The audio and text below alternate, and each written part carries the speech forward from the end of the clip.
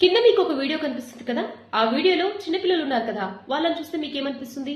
చిన్నపిల్లలు కదా, అపార్ట్మెంట్ లోకి ఆడుకోవడానికి వచ్చారేమో అని అనుకుంటున్నారా? అలా మీరు అనుకుంటే పొరపడినట్లే. ఆ పిల్లలు దొంగతనం చేయడానికి వచ్చారు. ఎస్, మీరు విన్నది నిజం. ఇది ఎక్కడ జరిగిందంటే కూకట్పల్లిలో ఉన్నటువంటి ప్రగతి నగర్ జగన్ స్టూడియో పరిధిలో ఉన్నటువంటి ఒక అపార్ట్మెంట్ లో చోటు చేసుకుంది.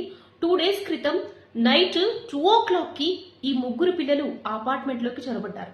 అయితే అక్కడ చిన్నపిల్లల సైకిల్స్ పార్క్ చేసి ఉంటాయి కదా, అక్కడ ఉన్నటువంటి ఒక సైకిల్ ని ఒక పిల్లగాడు, చూడండి మీకు వీడియోలో క్లియర్ గా కనిపిస్తుంది, ఆ సైకిల్ ని తీసుకొని ఎంత ఫాస్ట్ గా పరిగెత్తుకుంటూ బయటకు వెళ్తున్నాడు.